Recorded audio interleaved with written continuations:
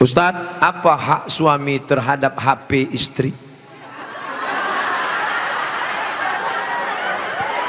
Karena banyak pertengkaran gara-gara HP.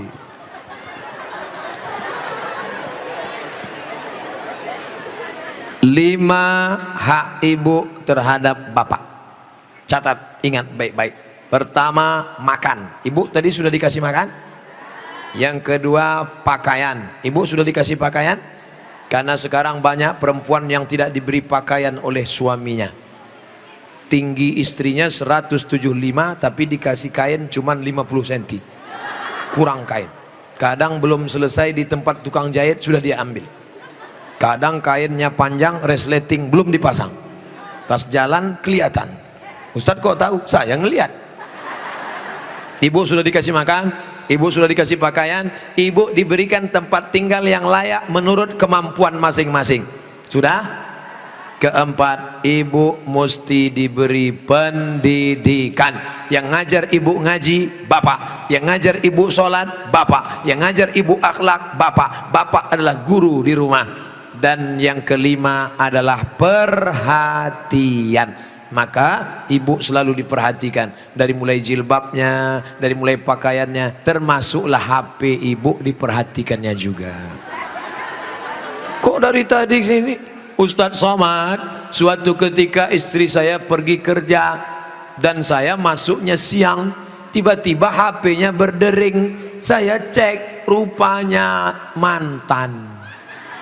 Dia cari lagi di FB dan mereka sudah jalan-jalan, Pak Ustadz. Hati saya selalu galau tiap hari. Jangan-jangan dia sudah buat ini, jangan-jangan dia sudah jalan ini, jangan-jangan sudah. Bayangkan menderitanya seorang laki-laki gara-gara HP istri yang sudah macam-macam. Gara-gara apa itu? Facebook, Twitter, BBM, WhatsApp, Instagram. Oleh sebab itu jaga ini masalah HP ini, jaga baik-baik. Ah, ini Ustadz Somad gak enak, selalunya HP perempuan aja. Oke, sekarang kita balik.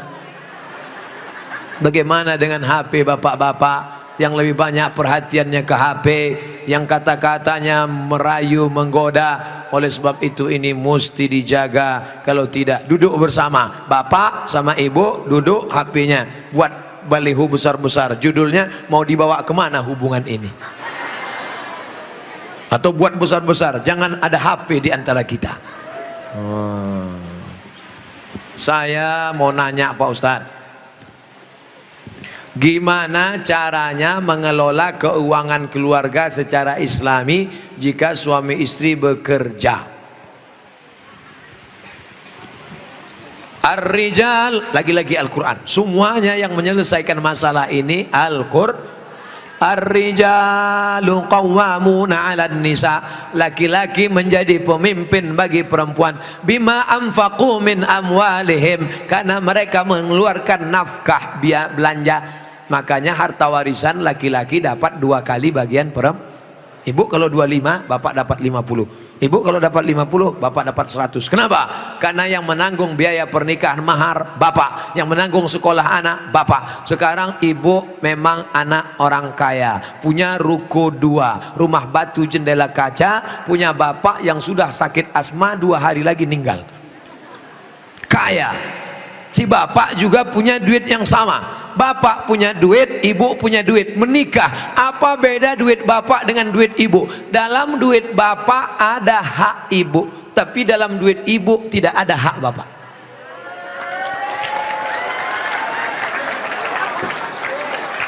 Dalam uang bapak ada kewajiban nafkah untuk ibu, dalam duit ibu tidak ada. Tapi karena ibu cinta mati, maka ibu berkata, "Mas, aku tahu engkau kere, miskin, susah melarat, tapi aku sudah terlanjur cinta padamu. Jangankan uang ini, nyawaku pun kuberikan. Ambillah semuanya, dengan syarat jangan kau nikah lagi."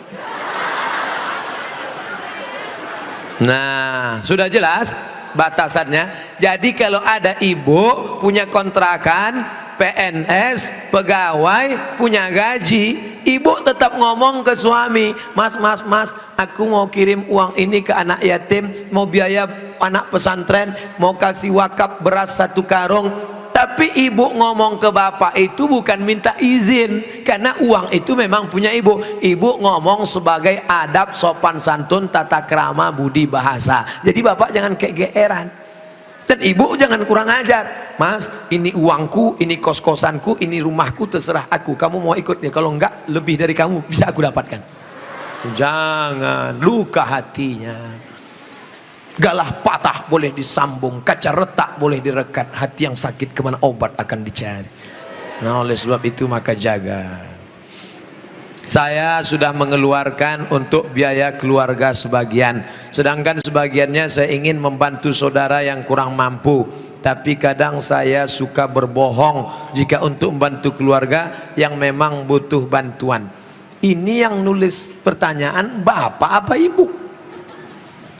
Kalau bapak sudah berikan yang 5, makan sudah, pakaian sudah, tempat tinggal sudah, pendidikan sudah, perhatian sudah, sesuai dengan urf, wa ashiruhunna bil ma'ruf, berilah mereka pergaulan urf. Urf itu seperti layaknya, kira-kira layaknya standar orang daerah Pondok Aren itu perempuan diberi berapa, tidak terlalu kaya, tidak terlalu miskin, yang sedang-sedang, kira-kira diberi berapa standarnya, misalnya 3 juta 5 juta dia beri, maka sisanya itu terserah dia untuk yang lain, maka dia sudah menunaikan kewajiban. Urf, pengambilan hukum ada 10, Quran, hadis, ijma', qiyas, syar'u man qablana, saddu zara'i, qaulu sahabi, istihsan, istisab, urf. Urf, tradisi, kebiasaan. Berapa yang layaknya untuk daerah Pondok Aren? Semoga Ustadz selalu dilindungi Allah, amin. Bagaimana antum menyikapi beda mazhab, khilafiyah, firqah? Bagaimana dengan ayat Allah, wa'tasimu bihablillahi jami'a, wa'tasimu, bersatulah, bihablillah, dengan tali Allah. Yang dimaksud tali Allah itu Islam, Al-Quran dan Sunnah. Adapun ijtihad ulama berbeda-beda, tapi kita di Indonesia sudah disepakati 3. Akidahnya Asy'ari, fikihnya Syafi'i, tasawufnya Sunni, Junaid al-Baghdadi dan Abu Hamid al-Ghazali. Saya ulang sekali lagi, Ahlussunnah wal Jamaah akidahnya Asy'ari, fikihnya Syafi'i, tasawufnya Sunni, Abu Hamid al-Ghazali dan Junaid al-Baghdadi. Maka kita pegang yang itu. Saya belajar di Maroko 2 tahun, mazhabnya Maliki. Maliki Ahlussunnah, pertama Hanafi, nomor 2 Maliki, nomor 3 Syafi'i, nomor 4 Hambali. Keempat-empatnya Ahlussunnah. Tapi ketika saya pulang kampung, saya tidak bawa mazhab Maliki. Kenapa Ustaz tidak pakai mazhab Maliki? Andai saya pulang ke kampung, saya pakai mazhab Maliki. Mazhab Maliki kalau sholat tangannya lepas ke bawah, Allahu Akbar. Fatihahnya pakai baca kiraan Warsh, Alhamdulillahi Rabbil Alamin, Ar-Rahmanir Rahim, Maliki Yaumiddin. Mimnya pendek. Kemudian nggak pakai bismillah, Allahu Akbar, Alhamdulillahi Rabbil Alamin, nggak ada bismillah. Kunut subuhnya sebelum rukuk, walam yakul lahu kufuwan ahad, baca kunut. Kunutnya nggak bunyi. Andai saya buat sholat subuh seperti ini di masjid dekat rumah saya, Allahu Akbar, Alhamdulillahi Rabbil Alamin, Ar-Rahmanir Rahim, Maliki Yaumiddin. Selesai sholat pasti jamaah komplain semua, tolong sholatnya diulang, tadi imamnya ISIS. Menimbulkan fitnah karena mereka tidak tahu. Di sini diajarkan qiraat sab'ah mutawatirah, ditambah 3 masyhurah, ditambah 4 syazah, 14 qiraat dipelajari di sini. Ditambah lagi nagham, bayati, soba, nahawan, sika, jaharka, bayati, ras. Faham mereka tajwidnya. Tapi tidak semua masyarakat ngerti. Andai anak pesantren Al-Qur'aniyah sholat di luar masjid, dibacanya qiraat lain, walam yakul lahu kufuwan ahad, maka makmum dengar, wah ini aliran sesat ini. bukan berarti dia salah, tapi dia takut menimbulkan fitnah. Maka dalam masalah-masalah yang kita sepakati, mari kita berlapang dada. Adapun yang kita sudah berbeda, mari kita terima perbedaan selama dia masih Ahlus Sunnah wal Jamaah. Syekh Abdurrahman Sudes, Imam Masjidil Haram, selama di Makkah nggak pernah pakai bismillah jahar. Allahu Akbar. Bismillahirrahmanirrahim. Alhamdulillahi Rabbil Alamin Ar-Rahmanir-Rahim. Tapi begitu beliau jadi imam di Istiqlal, Allahu Akbar, Bismillahirrahmanirrahim. Loh, kok si Abdurrahman Sudes di Istiqlal pakai bismillah jahar? Dia tahu orang Jakarta mazhabnya Syafi'i. Mazhab Syafi'i bismillahnya jahar. Mazhab Hanafi Hambali bismillahnya sir. Bismillahirrahmanirrahim. Mazhab Maliki nggak pakai bismillah sama sekali. Ketiga mazhab ini Ahlus Sunnah wal Jamaah. Tapi kalau mayoritas masyarakatnya Syafi'i, jangan bawa mazhab lain karena khawatir memecah belah umat. Menjaga persatuan lebih diutamakan daripada mengamalkan mazhab. Begitu yang diamalkan oleh para ulama. Kan ulama mengkategorikan bid'ah ada dua, bid'ah hasanah. Pertanyaannya Ustaz, kan Rasul bersabda kullu bid'atin dhalalah, kullu bid'atin dhalalah wa kullu dhalalatin finnar. Hadis ini kata Imam Nawawi hadisnya umum, hadis umum. Tolong belikan saya ayam, tolong belikan saya ayam. Ayamnya umum, ayam penyet, ayam patah, ayam pop, ayam sungsang, ayam fried chicken, ayam panggang, ayam bakar, ayam kampung, ayam hutan. Ayam apa? Setelah di jalan dia bingung, ini ayam apa? Nelpon sekali lagi, ayam apa? Ayam pop. Maka yang pertama tadi umum dikhususkan oleh yang kedua. Begitu juga kata Imam Nawawi yang mensyarah hadis Sahih Muslim, kullu bid'atin dhalalah, semua yang bid'ah itu sesat, umum. Tapi kemudian dikhususkan oleh hadis, man sanna fil islami sunnatan hasanatan, siapa yang membuat tradisi yang baik, falahu ajruha, dia dapat pahalanya, wa ajru man amila biha, dan orang lain yang melakukannya selama tidak bertentangan dengan Quran dan Sunnah. Nah, sekarang ada orang mendefinisikan bid'ah hanya dengan 5 jari. Kalau tidak dilakukan Nabi, bid'ah. Kalau sudah bid'ah, masuk neraka. Kalau begitu pembahasannya, nanti kamu bisa memasukkan sahabat Nabi dalam neraka. Contohnya, ada sahabat Nabi yang sholat dari Isya sampai subuh ayatnya kul huwallah. Walil maghdubi alaihim waladdallin amin. Qul huwallahu ahad Allahu samad. Rakaat kedua qul huwallahu ahad Allahu samad. Rakaat berikutnya qul huwallahu ahad Allahu samad. Rakaat berikutnya qul huwallah. Itu pernah enggak dibuat Nabi? Enggak pernah. Kalau dipakai definisi, kalau enggak dibuat Nabi bid'ah, berarti sholat pakai qul huwallah dari Isya sampai subuh bid'ah, masuk neraka. Nama sahabat Nabi yang sholat begitu siapa? Qatadah bin Nu'man dalam kitab hadis Musnad Ahmad bin Hambal. Tapi perbuatan itu dibenarkan Nabi, sunnah takririyah. Oke, itu Nabi masih hidup. Bagaimana dengan Abu Hurairah? Abu Hurairah sebelum tidur malam menyimpul tali 2000 simpul tali dipakai bertasbih sebelum tidur malam. Subhanallah, subhanallah, subhanallah, subhanallah, subhanallah. Ada diajarkan Nabi, hai orang-orang beriman, sebelum kau tidur malam ambil tali jemuran, buat 2000 simpul, sebelum tidur petik 2000. Ada? Tidak ada. Jadi kalau didefinisikan, kalau tidak dibuat Nabi bid'ah, engkau sudah memasukkan sahabat Nabi ke dalam neraka, karena definisi yang singkat, yang pendek, pemiskinan. Oleh sebab itu ulama faham, sudah saya tulis lengkap dengan dalil-dalilnya, 444 halaman terkait masalah bid'ah. Tidak semudah itu saudaraku. Ada namanya Imam Ibnu Taimiyah. Imam Ibnu Taimiyah kalau selesai sholat subuh dia tidak keluar masjid, dia melihat ke atas membaca Al-Fatihah sampai terbit matahari. Bismillahirrahmanirrahim, alhamdulillah rabbil alamin, arrahmanirrahim, maliki yaumiddin, iyyaka na'budu wa iyyaka nasta'in, sampai terbit matahari. Itu tidak pernah dilakukan Nabi. Kalau dipakai definisi, kalau tidak dilakukan Nabi bid'ah, berarti Ibnu Taimiyah sudah membuat bid'ah karena membaca Al-Fatihah dari sejak sholat subuh sampai terbit matahari. Maka jangan katakan bid'ah kalau tidak dibuat Nabi bid'ah. Ini tidak betul. Yang betul adalah kalau tidak ada dalilnya bid'ah. Selama ada dalil hadis qauli, hadis fi'li, hadis takriri, perbuatan sahabat, qiyas, ijma', maka perbuatan itu tidak bid'ah. Bagaimana pandangan Ustadz dengan laki-laki yang berambut panjang? Apakah itu termasuk menyerupai perempuan?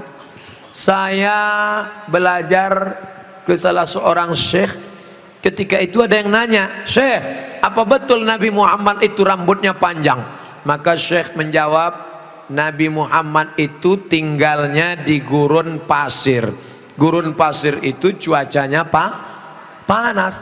Maka kalau rambutnya pendek, nanti cahaya matahari kena ke kepala, maka dia bisa pusing, panas, dehidrasi, kurang cairan. Makanya Bapak Ibu ketika di Makkah disuruh pakai topi, pakai payung supaya jangan kena panas. Nabi kepalanya ditutup dengan 3. Yang pertama rambutnya. Rambut Nabi itu dari depan panjang sampai ke belakang. Yang kedua ditutup dengan qalansuah, topi. Setelah itu ditutup dengan imamah sorban. Kalau di atas kepala dililitkan namanya imamah. Kalau diletakkan di tengkuk namanya burdah. Kalau diletakkan di kepala seperti kerudung namanya ghutrah, bukan serben.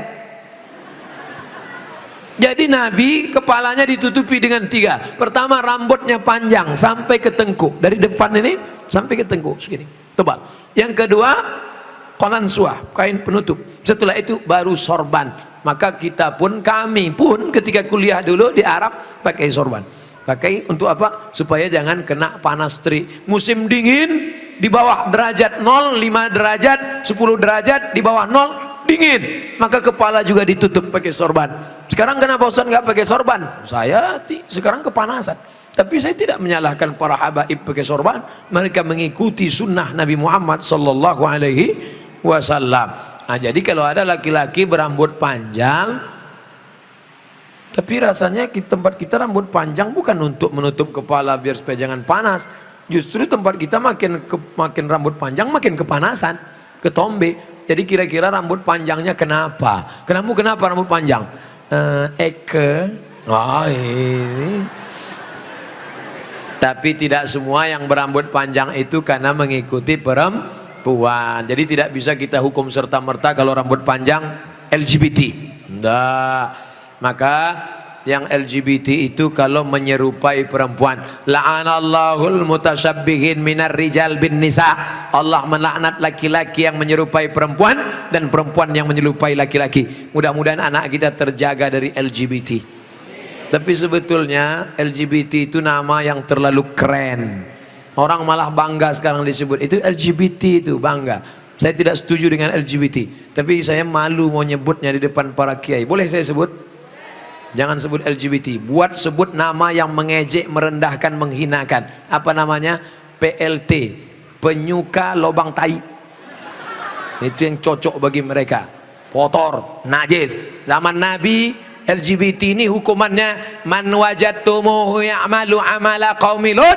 Kalau kamu menangkap ada orang yang melakukan perbuatan Nabi Lut, faqtulul fa'il wal maf'ul, pancung kepalanya, hukum mati.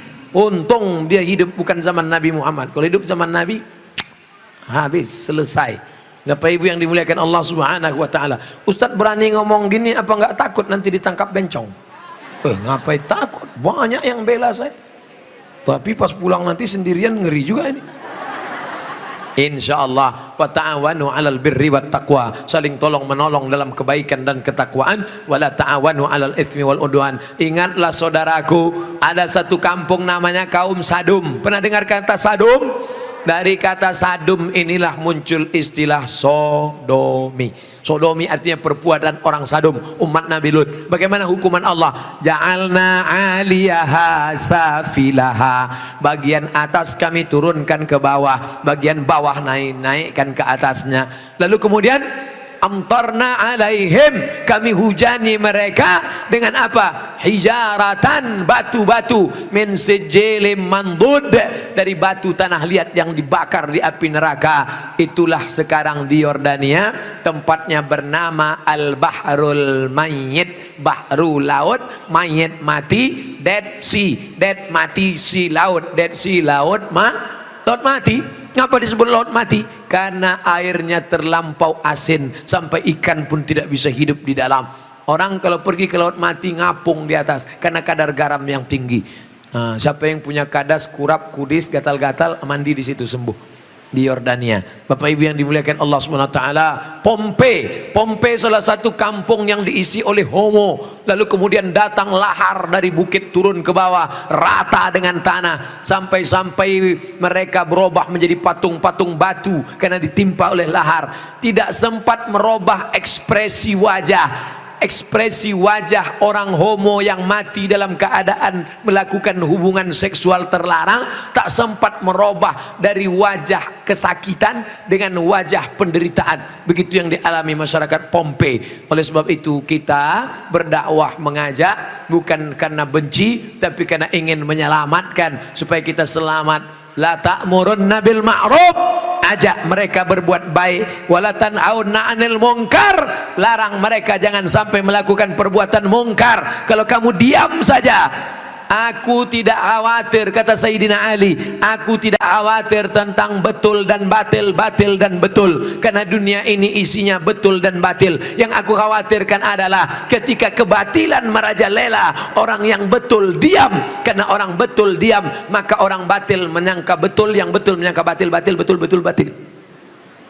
Orang yang betul diam, ibu yang betul diam, bapak yang betul diam, yang batil berkuar. Akhirnya yang batil merasa betul, orang yang betul diam 1000 bahasa. As-sakitu anil haq syaitan akhras. Orang yang betul tapi diam melihat kebenaran diinjak-injak, dia adalah syaitan akhras, setan bisu. Begitu kata Imam Abu Ali Ad-Daqqaq yang dikutip oleh Imam An-Nawawi dalam kitab Al-Minhaj Syarah Sahih Muslim Ibn Al-Hajjaj. Maka bersuaralah saudaraku, anak-anak muda, lawan kemungkaran ini. Terus berperang dengan HP-mu adalah senjata, bukan menebarkan kebencian, bukan menebarkan hoax, tapi dalam rangka watawasau bil haq watawasau bis sabr.